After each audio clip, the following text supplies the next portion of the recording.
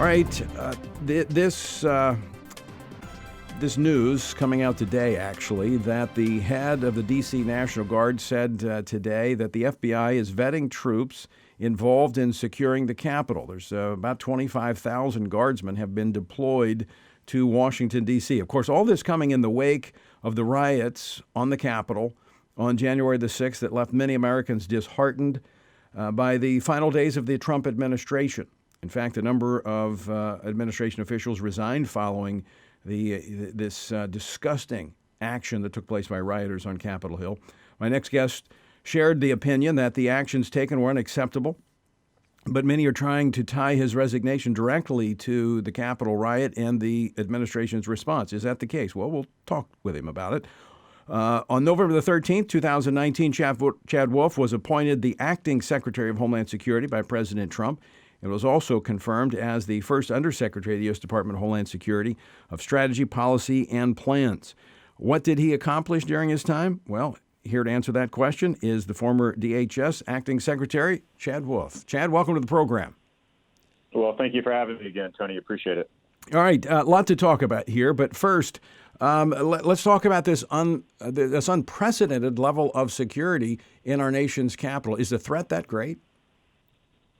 Well, I think what you definitely see is anytime there's an inauguration in a national special security event or an NSSE, the security is certainly increased. Now, take that, given the events of January the 6th, and you're going to have this increased level of security that you see in Washington, D.C. today. So we need to make sure, and I've talked about this publicly, we need to make sure that we don't overreact, that we don't clamp down on individuals expressing their First Amendment right to protest, to have that free speech.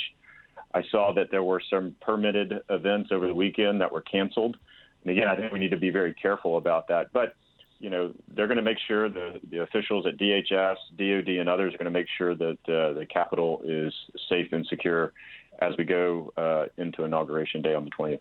Now, you began your work after 9/11. I mean, you've had a long time working in the federal government, in fact, TSA, Homeland Security. After 9/11, we saw obviously an uptick in security that went back just a little bit, but we now live with a whole new level of security than we had prior to 9/11. Is that going to be the case after what happened on January the 6th at the Capitol? I don't think so in the long term. I think, again, we are just a little over a week after the events of the Capitol, and you have an inauguration coming up as well. So I think all of that is still very, very fresh in our minds, and so we need to obviously take that aboard. I think one of the things that's probably most disconcerting to me throughout this conversation over the past week and a half is we actually saw this type of violence during the summer, and I was on your show, Tony, talking about the violence that we were seeing from the other side in places like Portland and Oakland and Seattle and Atlanta and elsewhere. And unfortunately, you didn't have the same reaction that you have this time to the events that were occurring then. Again, they were trying to go after federal buildings. They were targeting law enforcement. So I think we need to make sure that our reaction to certain events is both measured, but that it's equal. It's equal. Right. If we're gonna really talk about the things that occurred in the Capitol, and as I said at the time, discussing what occurred there, very similar events occurred throughout our country throughout the summer. And again, you didn't have certain politicians really coming out there talking about putting individuals on a no-fly list, as they're talking about, and canceling protests, as they're talking about now. In fact, the department got criticized because we weren't allowing people to protest more. So there is a little bit of a double standard being applied here, and I think that's also concerning. Chad Wolf, excellent point. I agree 100%. I mean, I have condemned the violence that took place, the lawlessness that took place in cities across America and on Capitol Hill, because in a republic that is upheld by the rule of law, there is no place for lawlessness. It doesn't work.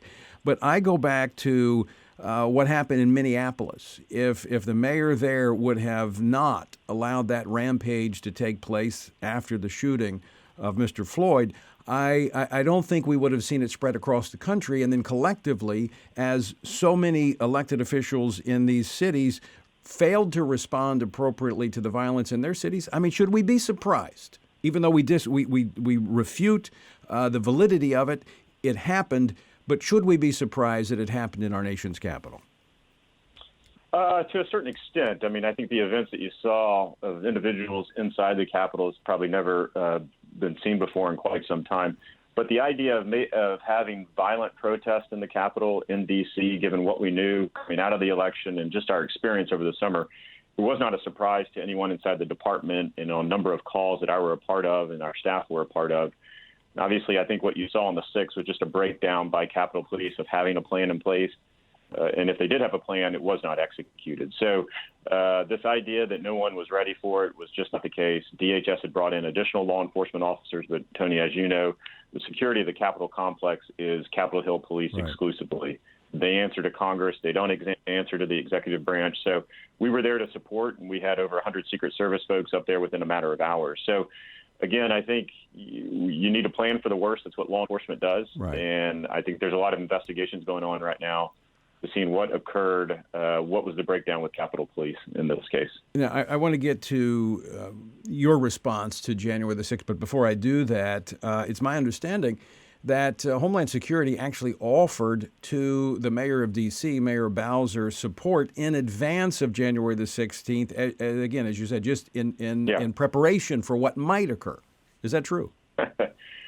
It is. So the mayor wrote myself, acting secretary at the time, I believe, on January the 5th. This would have been a day before, and essentially said, we don't need any federal presence. And if you do bring in people, then obviously make sure to coordinate with us, which we would always do. But the letter was pretty clear. We don't need any help. Now, I received a letter from her days after the events of the 6th saying, please send in as many folks as you can. So again, you're going to have some politicians right now that are starting to cover their tracks and starting to backtrack on what they've been saying throughout the summer and leading into this time period where they didn't want federal authorities in.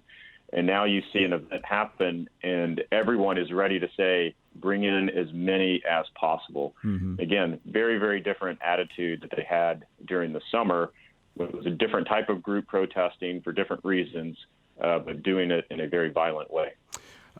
Chad Wolf, we're going to run out of time here, and I want to get to this because after the events of January the 6th, which you spoke out very clearly about, you then stepped down from your role as acting secretary. Some have tied that to the fact that maybe you were at odds with the president and the administration, but I don't think that's the case.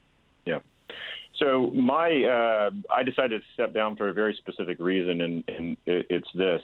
Over the last several months, the department's been in litigation regarding my authority as acting secretary and really my predecessor's authority as acting secretary and how it was done. And we've had some misplaced rulings, some negative rulings against the department over the last several months, with the most recent one occurring on the January the 8th. And I just didn't see a way forward. There was no longer a legal means to resolve these cases. So anything that I did going forward, even over the last 8 to 10 days of the administration, would be litigated, would be challenged, and we were continuing to lose these cases. So I wanted to make sure that the consequential work that the department had done over the last 4 years was in good hands. So I wanted to make sure there was an acting secretary that could reaffirm some of these decisions. And so these decisions that we're talking about that we're getting, ruled negatively on and courts are blocking, things like the public charge rule, our asylum bars rulemaking, our USCIS, increasing the fees for individuals applying for visas, employment authorization rules, our DACA policy, even our deployment of federal law enforcement to Portland, as well as border wall waivers. These are waivers that I would sign to expedite construction of the border wall. These are all things that the department was losing on, and these would be things that would be very consequential over the next 1 to 2 years of having to fight. So I didn't want to do that. I didn't want to continue to put the department at risk there in my mind. And so I wanted to make sure that we had an acting secretary that could exercise legal authorities moving into this transition of power. So essentially, all the work that had been done could have easily been overturned in the courts because they would have said you didn't have the authority to do it. But now that you've stepped down, someone who has been recognized with that essentially certifies those things that have been done, and the Biden administration will have to go through the formal process to change those policies. Right. Is that right? That's right. So there is a process that we've set up to certify or ratify these decisions. A lot of these court cases won't go away instantly, but we will be talking about and debating the merits of those cases and not whether or not I had authority as acting secretary. Makes a lot of sense to me. I have to say, I think this administration is acting very smart in the rulemaking process and what they're doing, leaving after these 4 years. Mr. Secretary, Mr. Former Secretary, I want to thank you for joining us. I appreciate the work that you've done at Homeland Security, Right. and appreciate you joining us here on Washington Watch. Anytime, Tony. Thank you.